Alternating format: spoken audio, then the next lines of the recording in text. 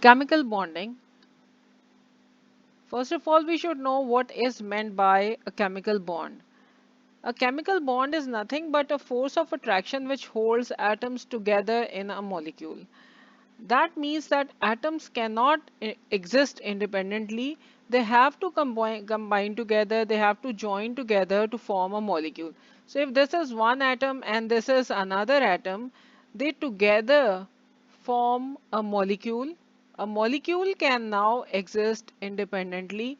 Now the force of attraction that holds these two atoms, which is holding these two atoms together, this force of attraction which is present between these two atoms, this is called a chemical bond. Now the question is that why do atoms need to form bonds with other atoms? The reason is like you know that for about noble gases that they are very inert and stable and they exist independent as independent atoms. So what is the reason for that stability? The reason for that stability is that their outermost shells, which are, or you can say their valence shells, are complete. If you see, the first element of noble gases is helium. In the case of helium, there is only one shell. In the first shell can accommodate only two electrons, which is called doublet. So the doublet of helium is complete. And the rest of the noble gases, they all have their octets, means their valence shells containing 8 electrons. Their octets are complete. Now this thing gives stability, it makes the noble gases stable, that their octets, their doublets are complete, and due to that reason they are stable. Now all the atoms want to gain that stability. उनको भी इसी तरह से stable होना चाहिए, होना पड़ता है. तो उसके लिए क्या है, they need to form bonds. And how can they form bonds? They can form bonds either by transferring their electrons, the valence electrons, or by sharing their valence electrons. As valence electrons are responsible for the chemical properties of the elements. Valence electrons are always involved in all the chemical reactions. So in this chapter, we are going to learn about three types of bonds, which are ionic bonds, covalent bond, and metallic bond. What is an ionic bond? An ionic bond is formed by the transfer of electrons from metal atoms to non-metal atoms. So it means that ionic bond involves both metal atoms and non-metal atoms. First of all, what happens in the formation of an ionic bond? What happens is that the atom changes into ion. What's the difference between an atom and an ion? An atom is neutral. We have already studied that atoms are neutral. And why are they neutral? They are neutral species. Why? Because the number of positive charges and the number of negative charges, that means the number of protons and electrons, is always equal in the case of atoms. But what happens when the process of ionization takes place? What is ionization? Ionization means making ions. So when ions are formed, what is an ion? Ions are the charged particles. That means that atoms change into ions or they get the charges. So ions are charged particles. These ions are of two types. They may have a positive charge on them or they may have a negative charge on them.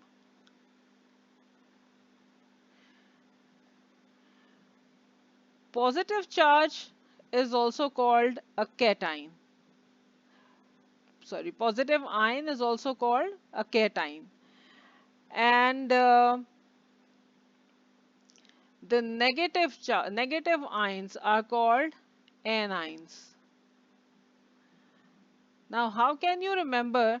There is a simple tip for remembering that. the names of these ions. In the case of positive ion, you can see the positive sign over here. All right. And in the case of negative ions, it's written a negative ion. And always remember that the positive ions are formed from metals. The metals form positive ions, and non-metals form anions.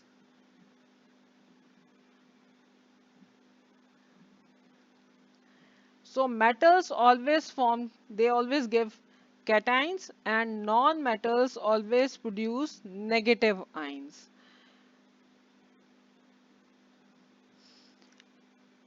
And how does it happen? First, like I can give you an example. Like we said, atoms are neutral.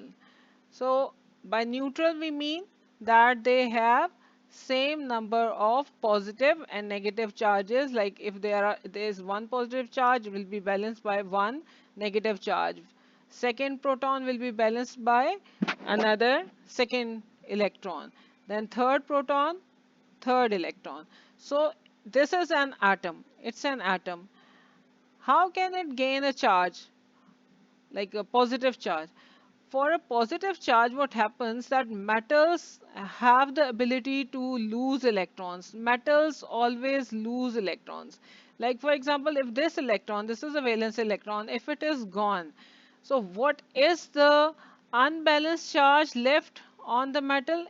It's positive. If two electrons are gone, that means that there is a loss of two electrons, then what will be the charge gained by that metal atom? It will gain a positive 2 charge. Alright. And same happens in the case of non-metals. Like again, I'm making an atom which is neutral. It has equal number of positive and negative charges. Now, if this non-metal gains an electron, so what is the unbalanced charge created? It's a negative charge. And in case if two electrons are gained, then what will be the unbalanced charge, or what will be the charge gained by the non-metal? It will be negative 2. So metals have the ability to lose electrons, and by losing electrons they gain a positive charge. That means they form cations. Non-metals on the other hand have the ability to gain electrons, and when they gain electrons, what happens that they form anions which are negatively charged, which have negative, non-metals have negative charge on them. Now let's see, okay, how this thing happens. Um, like we said, okay, metals lose electrons and form positive ions. Over here, I have given the example of sodium. Here I have written its electronic configuration. The electronic configuration is 281. 281, what does it mean? That in the first shell there will be 2 electrons, then there will be 8 electrons in the second shell,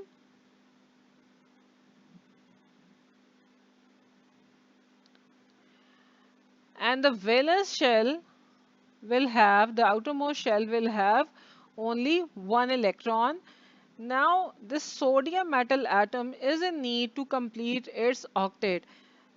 But for completing its octet, there are two possibilities for this, either to gain 7 more electrons or to lose this electron. What is easier for sodium is to lose this valence electron. And when it will lose that valence electron, this shell will also be gone. So the next, when it changes into an ion, this was a sodium atom. This is sodium atom, and now it has lost its electron. This electron is gone, and what is formed? What have we got? Now we have got sodium ion. in which the first shell again has 2 electrons and the second shell is left which has 8 electrons in it now. The second shell now becomes a valence shell having the 8 electrons in it, and by the loss of 1 electron the charge gained by sodium is positive 1. We can uh, we can write these equations, ionization equations for different other metals as well, like for sodium, lithium, sodium, potassium. For writing these equations and or to know कि कौन सा metal कितने electrons lose कर सकता है, that for that you must know their group number. You must know कि कौन सा metal कौन से group को belong करता है. For example, if the metal belongs to group 1, so that means that it has only one electron in its outermost shell which it can easily lose. If that metal atom belongs to group 2, so it can easily lose 2 electrons. If that metal atom belongs to group 3, it can lose 3 electrons easily. Like in the case of lithium, if I write lithium, so lithium belongs to group 1. So as it belongs to group 1, it can just lose 1 electron and it forms lithium ion. For sodium, again sodium also belongs to group 1. Sodium will also lose 1 electron and it changes into sodium ion. Potassium. Potassium atom belongs to group 1. It will also lose 1 electron and will change into potassium ion. Magnesium and calcium. These both belong to group 2. So that means that they have 2 electrons in their valence shell. Like over here, in the case of sodium, there was only 1 electron in the outermost shell. In the case of magnesium and calcium, as they belong to group 2, so there will be 2 electrons in their outermost shells. So magnesium will lose 2 electrons, and when 2 electrons are lost, magnesium will gain a charge of 2 positive. Same goes for calcium. Calcium atom also belongs to group 2, so it will also lose 2 electrons and it will gain a charge of positive 2. Aluminium belongs to group 3, and aluminium, how many electrons aluminium can lose? It can lose 3 electrons and will gain a charge of positive 3 by losing 3 electrons. Now we come to ionization of non-metals. Here you can see the example of chlorine. The electronic configuration of chlorine is written over here. It's 287. It means that it has 2 electrons in its first shell. 2 electrons are in the first shell, 8 in the second,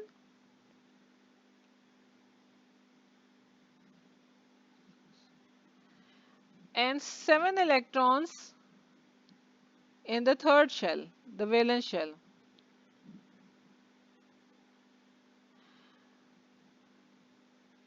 So how many electrons it needs to complete its valence shell? It needs only 1 electron.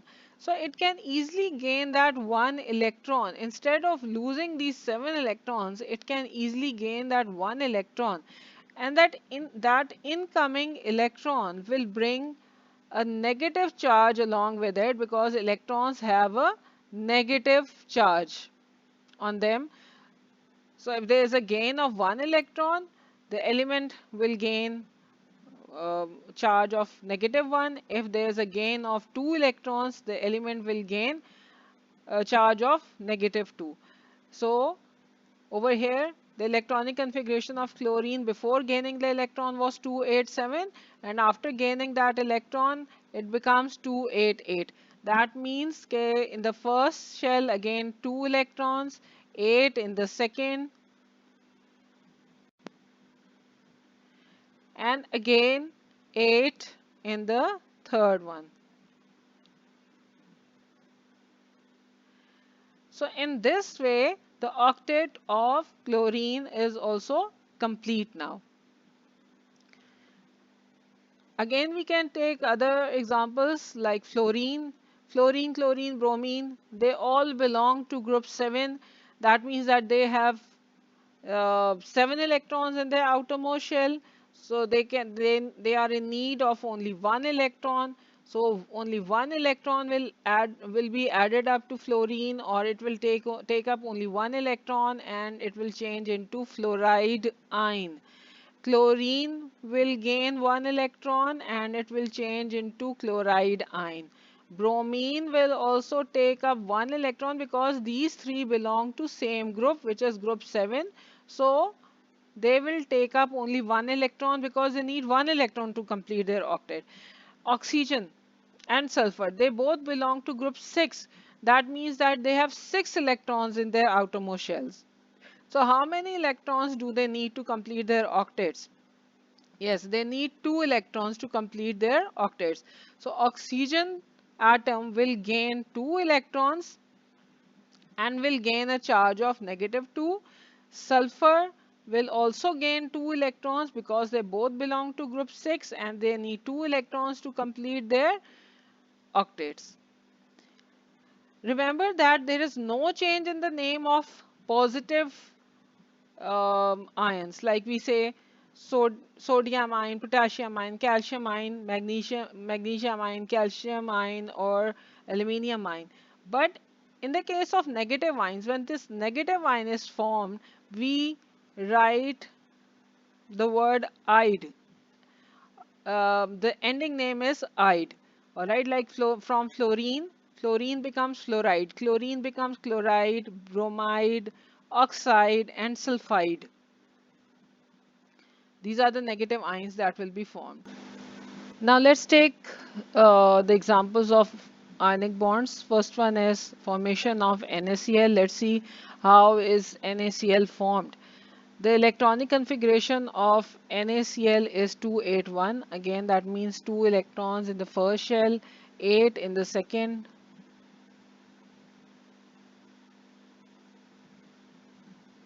and only 1 electron in the outermost shell or the valence shell of sodium. In the case of chlorine, the electronic configuration is 287, and just in order to differentiate the electrons, I can draw them with, instead of making a dot, I can draw a cross. 2 electrons in the first shell, then 8 in the second one,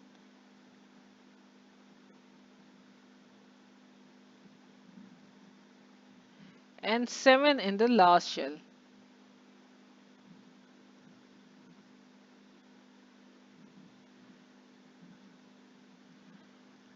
So here sodium is, this is a metal atom. Chlorine is non-metal.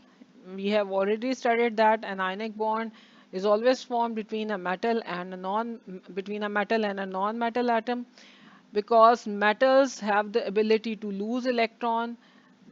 Sodium can easily lose that electron and chlorine will gain that electron. So when sodium will lose its electron, it will gain a +1 charge because it has lost 1 electron. There will be only 2 remaining shells which are complete. The the octet is complete for sodium now.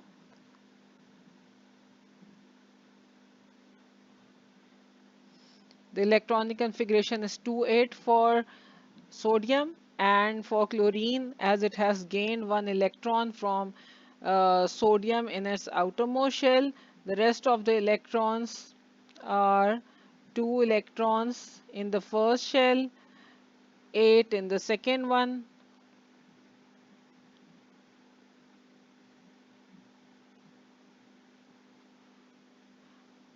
and now total 8 electrons in the outermost shell of chlorine.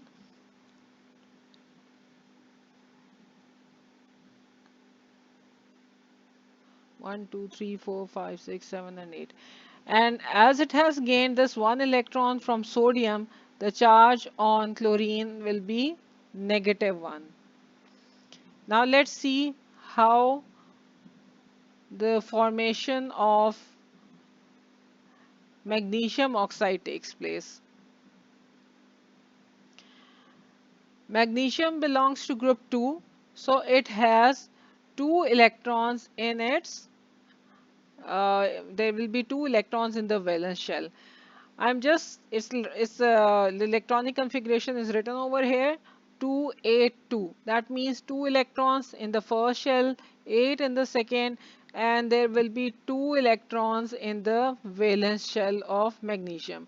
On the other hand, oxygen belongs to group 6, so it has 2 electrons in the inner shell and 6 electrons in its outermost shell.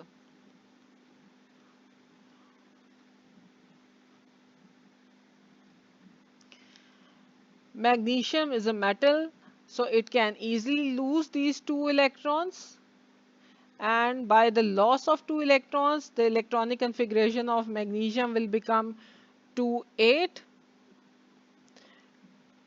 The outermost, the third shell will be gone as there is a loss of 2 electrons. The inner shell will be now complete with 8 electrons.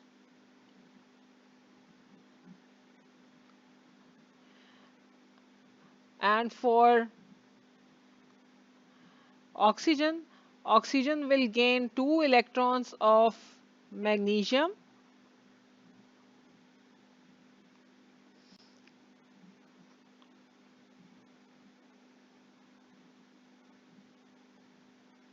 so the 8 electrons are also present in case of oxygen now. Octets of both are complete.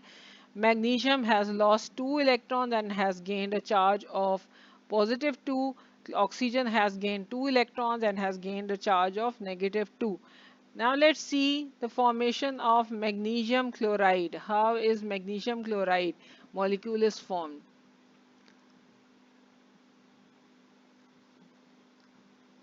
Now again, in the case of magnesium, we know its electronic configuration.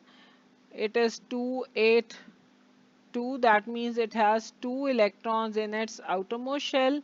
And in the case of chlorine, the electronic configuration of chlorine is 287.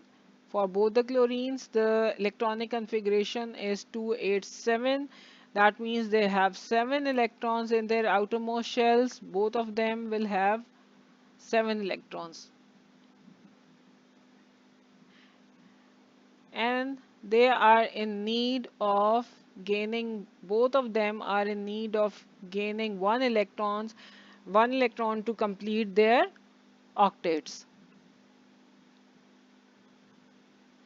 So what will happen? Magnesium is a metal. It has 2 extra electrons in its valence shell. It will lose 1 electron that will be gained by one chlorine atom, and the other electron will be gained by the other chlorine atom. And in this way, magnesium ion is formed and 2 chloride ions are formed. And always remember that these diagrams are called dot and cross diagrams, alright, for the formation of ionic bonds. So over here, magnesium is left with 2 shells only with the octet complete, and 1 electron is gained by each chlorine atoms, and their octet is also complete now.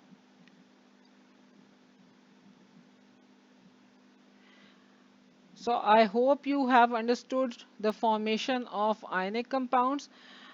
In the ionic compounds, you have seen that electrical charges are formed, like +2 charges, these positive ions and the negative ions are formed. These electrical charges, they attract each other, and the forces of attractions which are present between them are called electrostatic forces of attraction. So electrostatic forces of attractions are the forces of attractions which are present between the electrical charges, the positive and negative charges. So we can define an ionic bond that it is ionic bond is the result of electrostatic forces of attraction between positively charged cations and negatively charged anions. Now let's move on to ionic bonds, but before that, let's move on to covalent bonds, but before that, we must just revise the previous concepts. That what does a group number tells us? There are like 8 groups in the periodic table, and the group number tells you, it gives you the number of valence electrons. Like group 1, if the group number is 1, there will be only one valence electron. If the group number is 2, the number of valence electrons is 2. Group number is 3, the number of valence electrons is 3, and so on. Oxidation number means the gain or loss of electrons. So in group 1, 2 and 3, they are pure metals. These are metals, so they will lose electrons. As we said earlier, they lose electrons and they form cations. Group 5, 6 and 7 are non-metals and they gain electrons and they form anions having negative charge. Valency is the combining power, or is the combining capacity of the elements, like or it tells you in simple words, it tells you how many number of bonds an element can form. Like in the first group we have hydrogen, lithium, sodium, potassium. So their valency is 1. That means that they can form only one bond. Hydrogen, lithium and sodium, these will form one bond, or they will, from oxidation number you can see that they will lose one electron and they have the ability to make one bond. Group 2 means that they have the ability to lose two electrons and they will form two bonds. They can make only two bonds. Group 3 these metals can easily lose three electrons and they form they have the ability to form three bonds. Now group 4 group 4 group 4 elements have the valency 4. That means the carbon family, and they can make four bonds. Group 5 means that these are non-metals and they have 5 electrons in their outermost shell, so they need 3 electrons. They will gain 3 electrons and they are capable of making 3 bonds. Group 6 means that the number of valence electrons is 6 and they can gain 2 electrons to complete their octets, and they are capable of making two bonds. Group 7 means that they have 7 electrons in their outermost shell and they can gain 1 electron and they are capable of making one bond only. So that, what does it mean? It means that carbon can make 4 bonds, nitrogen can make 3 bonds, oxygen makes, and all the elements belonging to carbon family makes 4 bonds. All the elements belonging to nitrogen family can make 3 bonds. The elements belonging to oxygen family can make 2 bonds, and all the halogens, they can make only one bond. All right, let's move to covalent bond. Covalent bond is formed by sharing of one or more pairs of electrons between two non-metal atoms. Over here we don't have metal atoms like in ionic bonds. We said before, one atom should be metal atom, the other one should be non-metal atom. In the case of covalent bonds, there will be only non-metal atoms. So covalent bond is always formed between non-metal atoms. How many types of covalent bonds are there? There are 3 types: single covalent bond, double covalent bond, and triple covalent bond. What is meant by single covalent bond? It is formed by sharing of one pair of electrons. By one pair mean 2 electrons. By sharing of 2 electrons between two atoms. Here are different examples, like for example, the formation of hydrogen molecule. In the case of hydrogen, it's the first element of the periodic table, so it has It belongs to group 1, and as it belongs to group 1, so it has only one electron in its outermost shell. These shells overlap, and the electrons are shared. These two electrons will be shared between these two hydrogen atoms. It will result in the formation of a covalent bond between these two hydrogen atoms. So this single covalent bond actually means sharing of two electrons, or you can say sharing of this single bond represents two electrons that are being shared between two atoms. In the same way, you can see chlorine, and you can draw the dot and cross model for chlorine as well. We can just make the outermost shell for chlorine. Chlorine has sorry, ये मैंने गलत लिखा हुआ है, 281 लिखा हुआ है, 287 होता है, ये गलत लिखा हुआ था। हाँ तो ये दोबारा बता देती हूँ ना, मतलब वो अब मैं इसको कट करके जोड़ देना ना। हाँ हाँ मैं करती हूँ। Now let's see the formation of chlorine molecule. I've just made the outermost shells. The outermost shell in the case of chlorine, it holds 7 electrons. 1, 2, 3, 4.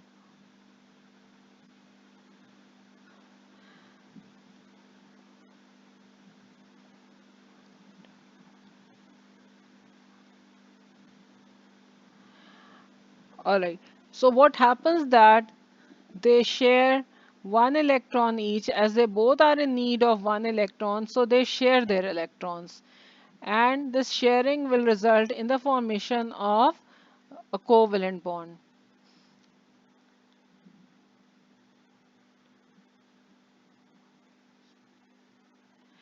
You can see for this chlorine has now got 8 electrons, and the other chlorine, it also has 8 electrons now. 1, 2, 3, 4, 5, 6, 7, and 8. In this way, the octets of both the chlorine atoms is complete, and a formation of single covalent bond takes place in chlorine atom. जो overlapping है, जहां ये overlapping हो रही है, उसका मतलब हो रहा है formation of a single covalent bond. Now you can see over here the formation of hydrogen chloride HCl. इसका भी अगर आप डॉट एंड क्रॉस मॉडल बनाना चाहते हो तो over here the single line shows the sharing of two electrons. One electron belongs to hydrogen, the other belongs to chlorine. See, this overlapping shows the formation of the covalent bond. So now over here hydrogen is the first element, its duplet is complete, 2 electrons are revolving around hydrogen, and 8 electrons are revolving now around chlorine. इसमें से जो है 6 इसके अपने हैं, 7 chlorine के अपने हैं,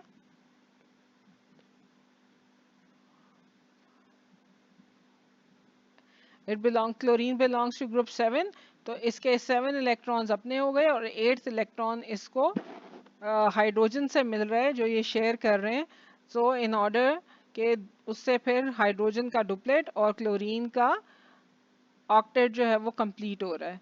Now let's see the formation of water molecule. How is water molecule formed? Again, water का फॉर्मूला क्या होता है? H2O. ऑक्सीजन का मैंने आपको पहले भी यहाँ बता दिया कि ऑक्सीजन कितने बॉन्ड्स बना सकता है. ऑक्सीजन कैन मेक 2 बॉन्ड्स, और वो यहाँ पे आप देख लो इसको क्लियरली कि how can it make 2 bonds. Oxygen की electronic configuration is given, it is 2 6. That means इसके आउटर मोस्ट शेल में कितने इलेक्ट्रॉन्स होंगे? They will be 6 electrons, 1, 2, 3, 4, 5 and 6, or oxygen needs 2 electrons to complete its duplet. Sorry, oxygen needs 8, just needs 2 more electrons to complete its octet, and both the hydrogens need 1 more electron to complete their duplets. Now what will happen? How will that bonding take place between them? Oxygen will share its 2 electrons with oxygen.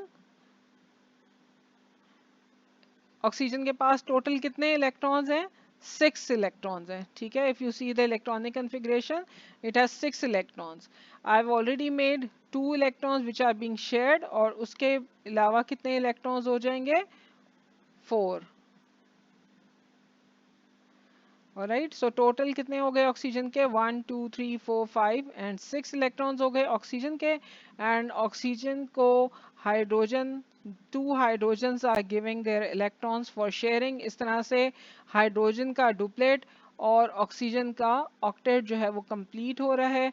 And you can see over here, this is oxygen, it is forming this covalent bond, first single covalent bond with this hydrogen, and another single covalent bond with the other hydrogen atom. So this is the structure of water molecule.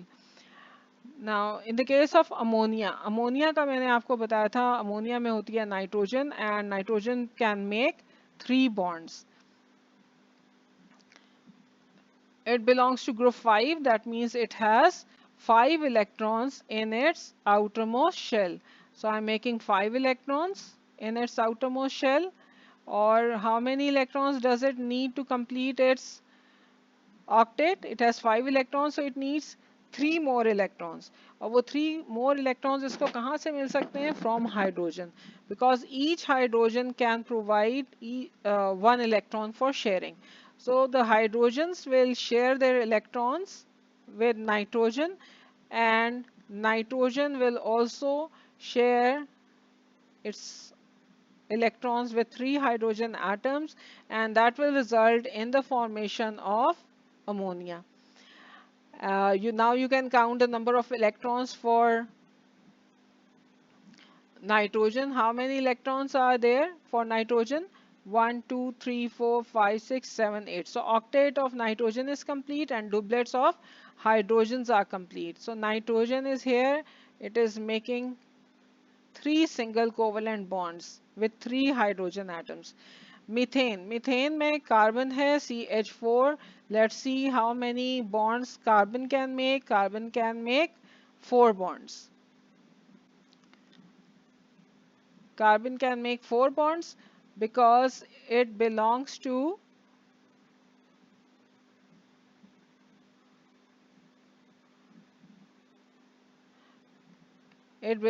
group 4.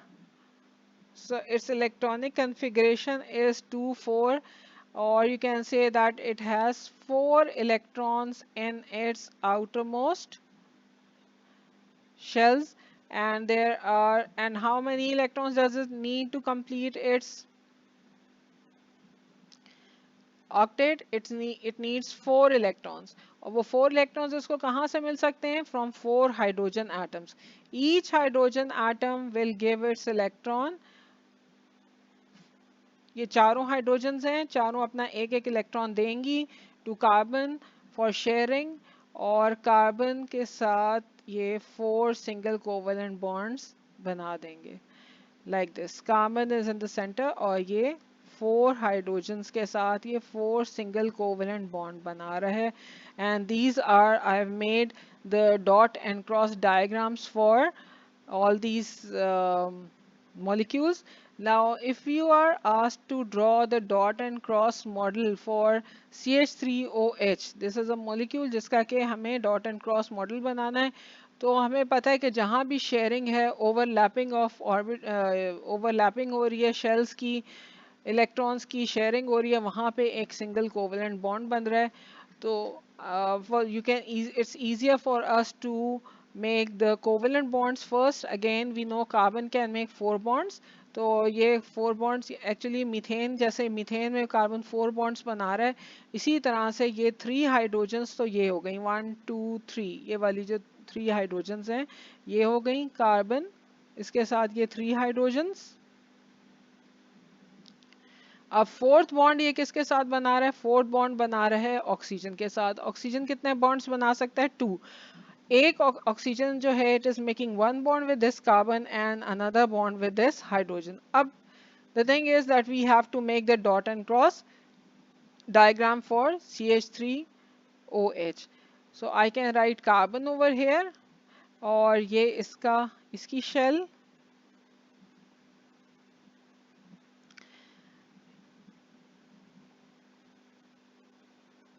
this is hydrogen, the first hydrogen, the second hydrogen, the third hydrogen atom, और अगर मैं hydrogen के electrons को cross के साथ represent करूं तो hydrogen के सॉरी कार्बन के इलेक्ट्रॉन्स को, carbon has 4 electrons in its outermost shell, 1 हो गया, 2 हो गया, 3 हो गया और 4 ये वाला यहाँ पे इलेक्ट्रॉन हो गया। और ये आगे किसके साथ शेयर कर रहा है? With oxygen. नेक्स्ट आपके पास है oxygen, oxygen is over here. Oxygen का ये हो गया इलेक्ट्रॉन,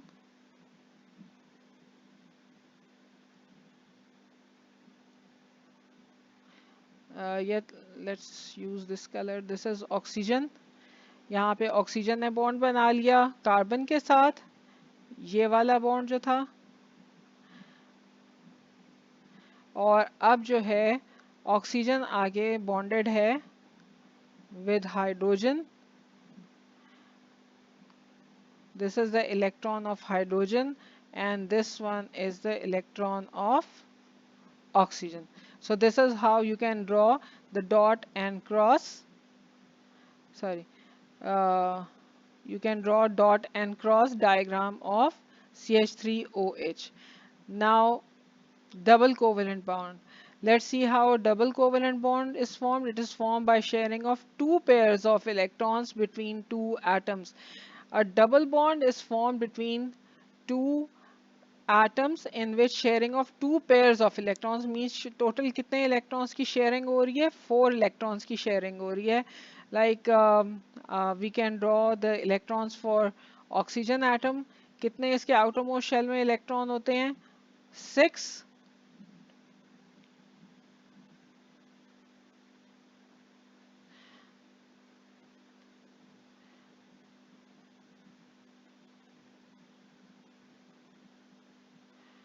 हर ऑक्सीजन को कितने इलेक्ट्रॉन्स चाहिए? 2 each to complete their octets. अब ये ऑक्सीजन क्या करता है कि ये अपने क्योंकि अपने इसको कितने इलेक्ट्रॉन्स चाहिए? 2 इलेक्ट्रॉन, दोनों ऑक्सीजन को 2 इलेक्ट्रॉन्स चाहिए to complete their outermost shell. अब ये ऑक्सीजन अपने वाला फर्स्ट वाला जो ऑक्सीजन है ये भी अपने इलेक्ट्रॉन्स देता है, 2 इलेक्ट्रॉन्स देता है फॉर शेयरिंग। ये 2 इलेक्ट्रॉन्स हो गए और बाकी कितने हैं?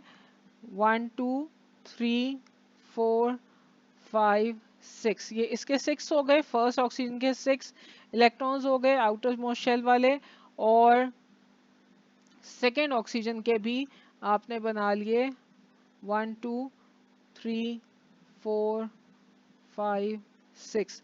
लेकिन जब 4 इलेक्ट्रॉन्स की शेयरिंग हो गई तो दोनों के ऑक्टेट्स जो हैं वो कंप्लीट हो गए। So that will result in the formation of a double covalent bond. So double covalent bond के अंदर कितने इलेक्ट्रॉन्स की शेयरिंग हो रही है? 4 इलेक्ट्रॉन्स की शेयरिंग हो रही है। That is resulting in the formation of a double covalent bond. उसके बाद next is formation of carbon dioxide. Carbon dioxide के केस में भी you know that carbon belongs to group 4, so it will have 4 electrons in its outermost shell and it needs 4 more electrons. तो oxygen कितने electrons share कर सकता है? Oxygen जो है वो 2 इलेक्ट्रॉन्स शेयर कर सकता है। इसके आउटरमोस्ट शेल में कितने इलेक्ट्रॉन्स हैं? 6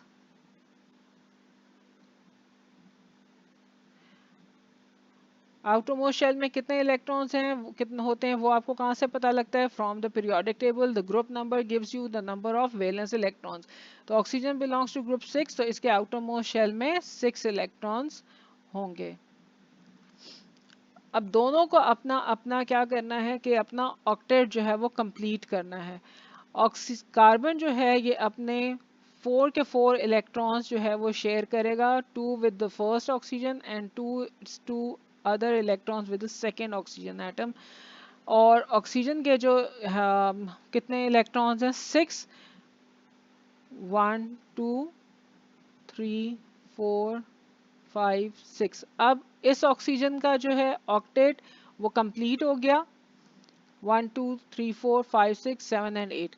और दूसरी ऑक्सीजन जो है उसका भी ऑक्टेट कंप्लीट हो गया, 1, ये 4 इलेक्ट्रॉन्स हो गए, 4 6 तो इसके ऑलरेडी थे, 1 2 3 4 5 6 7 एंड 8। तो इस तरह से क्या हुआ कि दोनों के ऑक्टेट्स जो हैं वो कंप्लीट हो गए and it has resulted in the formation of 2 double covalent bonds in carbon dioxide molecule. Alright, now let's make the cross dot and cross diagram for C2H4. कितनी carbons हैं? There are 2 carbons and there are 4 hydrogens. Out of 4, 2 हम bond कर सकते हैं with this carbon atom and 2 are bonded with the other carbon atom. Hydrogens can only make one bond, single bond. और carbon total कितने, carbon जो है वो कितने बॉन्ड्स बना सकता है? 4। So if we make a double bond over here, तो इस तरह से 4 बॉन्ड्स हो गए for both the carbon atoms. And for making the dot and cross diagram for carbon, let's make their outermost shells. This is the outermost shell of first carbon atom. This is the outermost shell of second carbon atom. अच्छा, और बाकी क्या रह गया कि बाकी ये 4 hydrogens की ओवरलैपिंग शो करनी है। यहाँ पे ये फर्स्ट, ये हाइड्रोजन आ गई फर्स्ट वाली, इसकी ओवरलैपिंग यहाँ आ गई second, this is the second hydrogen atom, the third hydrogen atom, the fourth hydrogen atom. Hydrogen के भी हमने शेल्स बना लिए और ये हो गया हाइड्रोजन का एक electron. Each hydrogen will give 1 electron for sharing और each carbon will give its 4 electrons और it will share 4 electrons, its 4 valence electrons. ये तो कार्बन हाइड्रोजन के सिंगल बॉन्ड्स हो गए and the double covalent bond which is present between the carbon atoms. Now let's quickly move to triple covalent bond. It is formed by sharing of 3 pairs of electrons between 2 atoms. The example is of nitrogen. Nitrogen belongs to group 5. इसलिए इसके outermost shell में कितने electrons होंगे? There will be 5 electrons in the outermost shell of nitrogen.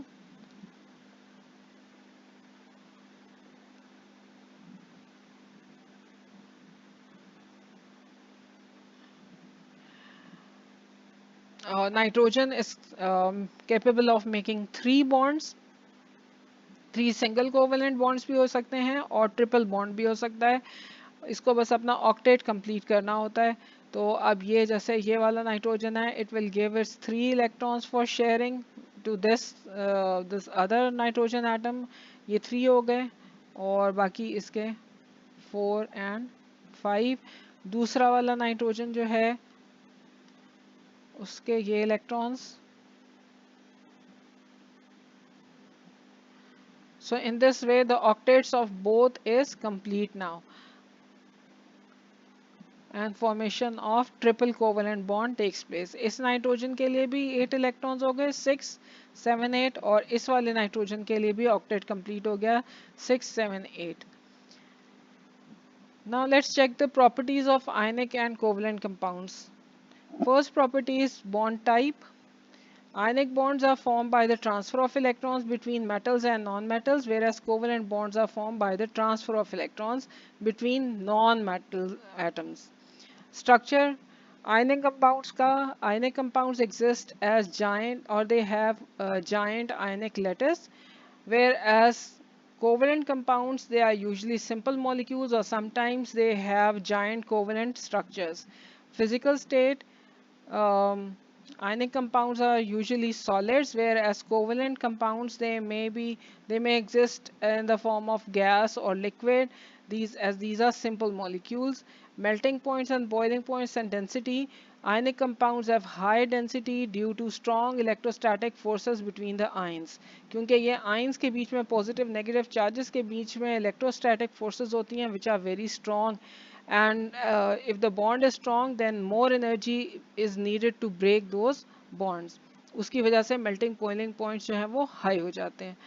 Or covalent compounds have low melting boiling points due to weak intermolecular forces for simple molecules, but very high for giant covalent solids like diamond. Electrical conductivity, covalent compounds जो हैं वो they do not conduct electricity except for graphite, whereas ionic compounds, they conduct electricity when molten or in aqueous solution, but not in solid state. Solid state के अंदर ionic compounds electricity conduct नहीं करते. Why? Because the reason is कि जब वो solid form में होते हैं, उनके ions जो positive negative ions होते हैं, उनके crystals के अंदर fixed होते हैं, they cannot move. और जब वो move नहीं करेंगे तो फिर they will not be able to carry current. So either the ionic compound is in molten form, या उसको water में dissolve करके उसका solution बनाया गया है, that releases the ions, and these ions can move freely and they carry electricity. Solubility, ionic compounds are often soluble in water but insoluble in organic solvents. Organic solvents like alcohol, ether, these are different. Oils वगैरह ये जो हैं ये organic solvents होते हैं. Covalent compounds are mostly often soluble in organic solvents, mostly insoluble in water. Alright, ionic crystal lattice. In ionic compounds, ions do not exist separately but as a regular arrangement of cations and anions, held together by forces of attraction between oppositely charged ions in three-dimensional structure. That means lattice क्या होता है? Lattice होता है एक three-dimensional arrangement of particles, and these particles are arranged in you can say in ordered or regular repeating manner. So this forms the lattice. Okay, I can show you the sodium chloride crystal lattice. Over here you can see the crystal lattice of sodium. You can see that how the positive and negative ions are present. इस तरह से alternate positive negative ions होते हैं. Sodium ions इस तरह से एक sodium ion जो है it is surrounded by 6 chloride ions, और एक chloride ion जो है उसके get around there are 6 sodium ions. So this is how this regular three-dimensional crystal lattice of NaCl is formed. Now in this picture, you can see the crystal lattice of sodium chloride and magnesium oxide as well as the ionic bonding. The question is कि किस में ionic bond जो है वो stronger होगा, NaCl में या magnesium oxide में? The answer is magnesium oxide. क्योंकि magnesium पे positive 2 charge है, oxygen पे negative 2 का charge है. Sodium has positive 1 and chlorine has negative 1 charge. यहाँ पे charges जो हैं weaker हैं. On the other hand, in the case of magnesium oxide, the magnitude of charges is more. The forces of attractions between these charges will be more stronger as compared to sodium chloride, जिसकी वजह से the melting points of boiling points of magnesium oxide will be higher than sodium chloride, and bonding is more stronger in magnesium oxide. Now, giant covalent structures, which are also called macromolecular structures. Giant molecular structures are made up of a large number of atoms bonded together by strong covalent bonds in a continuous network extending throughout the structure. The examples that we are going to study are of diamond, graphite, and silica. First of all is diamond. Diamond is an allotrope of carbon. What is an allotrope? Allotrope means the different structural forms of the same element existing in same physical state, but they exhibit different physical properties but have same chemical properties. एक ही element जब different structural forms में different bonding different structural forms में exist करता है same physical state में, तो उनको हम बोलते हैं एलोट्रोप्स। जैसे diamond and graphite, both are the allotropes of carbon, जिसमें कार्बन की सिर्फ अरेंजमेंट में डिफरेंस आ रहा है। और वो अरेंजमेंट क्या है कि in the case of diamond each carbon atom forms four covalent bonds with other carbon atoms. Now we know that carbon belongs to group 4, so carbon forms 4 bonds. And in this case, it forms 4 single covalent bonds with other 4 carbon atoms. अब ये bonds जो हैं ये covalent bonds हैं, covalent bonds में I have told you that a single covalent bond is formed by the sharing of electrons. So here you can see that electrons are very close together. So what happens that this results in a kind of force or you can say repulsions between these electrons or these bonds. Now in order to overcome these repulsions, what happens that the structure gets distorted, and what happens that these two bonds, these two carbons will bend down like this, just to increase the distance or the angle between them. Now what will happen to this fourth bond? Because now as these two bonds bend down, they get closer to the fourth carbon, the fourth bond. So what happens that this one moves out of the plane. It goes out of the plane. So this kind of structure in which the distance between these electrons or the bonds increases, this kind of structure is called a tetrahedral structure. So diamond has a tetrahedral structure and it has very high melting point. That means it's very hard structure. The bonds are very strong. So it's very hard and it is used in cutting tools. The tools which are the tools it, or drills which are used to cut hard materials like glass, metals or rocks, and it does not conduct electricity due to the absence of freely moving electrons. You can see over here that all the 4 electrons of carbon belongs to group 4, so it has 4 electrons in its outermost shell, and all these 4 electrons are involved in bonding with other carbon atoms. So no free electrons are available. That's the reason that diamond cannot conduct any electricity.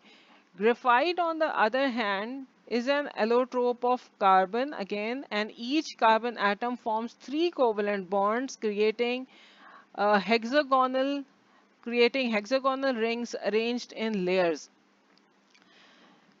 In the case of graphite, as we know, carbon has four valence electrons. 3 electrons are involved in bonding. As a result of that, hexagonal rings are formed, and these rings are arranged in the form of layers. Like for example, if this is the first layer of hexagonal rings, then this will be the second layer.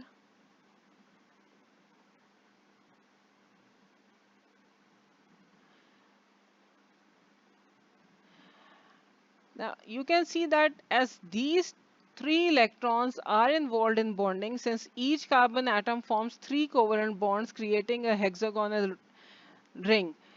What happens that each carbon has 1 electron which is not involved in bonding. So that means each carbon will give 1 electron. As a result of it, there will be free electrons or delocalized electrons present within these hexagons, or you can say in the structure of graphite.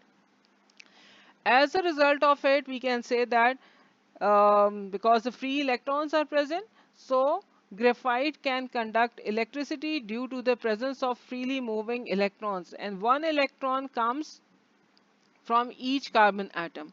And you can see that as these hexagonal rings are arranged in layers, so it has a layered structure and it also has high melting point. It is soft and slippery, and the layers can slide over each other, so it can be used as lubricant as lead pencil lead. The lead which is present in the pencil is not actually lead. It is actually not lead, it is graphite. All right. So as you keep writing on the paper, the graphite, the layers of graphite, they slip over each other and they are transferred on the paper.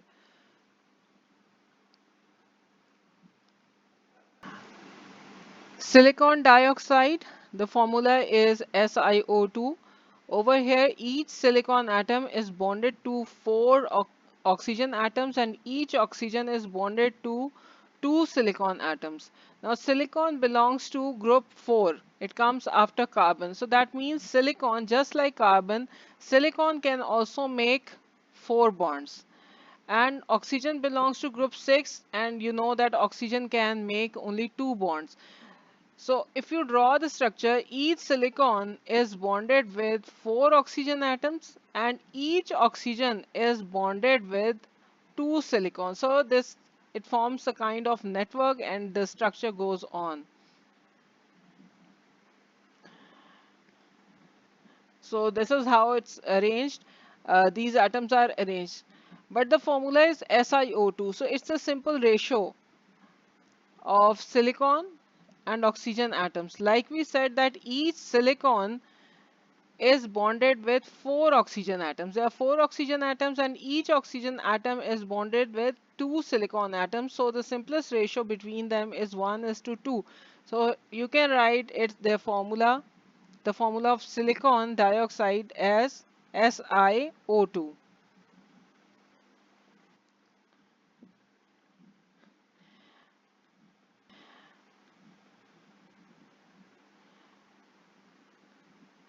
The structure is tetrahedral just like the structure of diamond. It also has high melting point, and it again just like diamond it does not conduct electricity because when the structure is tetrahedral there are no free electrons which can conduct electricity. In the end we have metallic bond. It is an electrostatic force of attraction between positively charged metal ions and negative electrons. We know that metals have the ability to lose electrons. So when the electrons come out, they form like a sea of mobile valence electrons. These electrons are delocalized. That means that they are not fixed in their places. They can move around. They don't belong to any one atom, but they are free to move around. और जब ये electrons निकलते हैं तो metal के ऊपर क्या charge आता है पॉजिटिव चार्ज आता है and metal cations are form now these electrons are free to move about किसी भी मेटल के अंदर ये फ्री इलेक्ट्रॉन्स प्रेजेंट होते हैं and they are able to move freely but ये जो पॉजिटिव चार्ज है मेटल केटाइंस हैं they can not leave their places. So these electrons form a sea of mobile valence electrons, and the forces of attractions between these electrons and the metal cations, these form a kind of a metallic bond. So each metal atom loses its outer shell electrons becoming positive ion or cation. These electrons become delocalized and are free to move throughout the lattice. The attraction between positive metal ions and negative delocalized electrons forms the metallic bond. Now the strength of this metallic bond depends on three factors. The first one is number of delocalized electrons per atom. That means कि जितने ज़्यादा electrons होंगे delocalized electrons होंगे उतना ही bond metallic bond जो है वो stronger होगा. Second is charge on metal atom. Higher the charge, stronger the attraction. जितना ज़्यादा चार्ज होगा मेटल लाइन के ऊपर मैग्नीट्यूड ऑफ चार्ज होगा जितना स्ट्रॉन्ग होगा चार्ज उतना ही ज़्यादा बॉन्ड भी स्ट्रॉन्ग होगा. और साइज ऑफ द मेटल आइन मेटल आयन का साइज जितना छोटा होगा, smaller the ion, stronger will be the attraction between electrons and the nucleus. जितना पॉजिटिव चार्ज ये जो है ये छोटा होगा, उतना ही स्ट्रांगली वो इलेक्ट्रॉन्स को अट्रैक्ट करेगा और न्यूक्लियस और इलेक्ट्रॉन्स के बीच में स्ट्रॉन्ग अट्रैक्शंस होंगी। So now you can see 3 examples that I have given. Sodium, which belongs to group 1, magnesium belongs to group 2, and aluminium that belongs to group 3. Sodium can lose only 1 electron, magnesium can lose 2 electrons, and aluminium can lose 3 electrons. So here you can see that since sodium can lose only 1 electron, the magnitude of charges is lesser over here. That's why sodium is a soft metal having low melting points, and it has weakest metallic bonding. Magnesium has higher charge, which is more than sodium, stronger metallic bond than sodium. Aluminium is very strong. It has very strong metallic bond due to positive 3 ions and more delocalized electrons. Properties of metals. First property is good electrical conductivity, and electrical conductivity depends on the presence of freely moving delocalized valence electrons which are free to move about and they carry electric current. Second is good thermal conductivity. All metals are good conductors of electric heat and electricity. These delocalized electrons transfer heat quickly. Next is high melting point and boiling points. As the bonds are stronger, so they require a lot of energy to break. That rises the melting points and boiling points. Malleability. Malleability means to be hammered. Metals can be hammered into different shapes. So the layers of metals can slide over each other without breaking the metallic bond. जैसे glass है, if you throw a glass, glass is brittle, it breaks down, लेकिन metal को अगर आप hammer भी करो तो फिर it does not break, and you can just hammer it and you can draw thin sheets of that metal. Ductility can be drawn into wires. So the layers, again the reason is same, that layers can slide and reform around new shapes. Shiny and lustrous. So the delocalized electrons reflect light, and as a result the surface of the metal appears shiny. Metals have high density. The metals have high density because the atoms are closely packed in the lattice. Here you can see that how the layers slide over each other. Now for example, this is a piece of iron and you hammer it, you apply force over here. What happens that the slide, you can see these layers sliding over each other, and as a result this piece of iron, this piece of any metal is now changed into a thin sheet.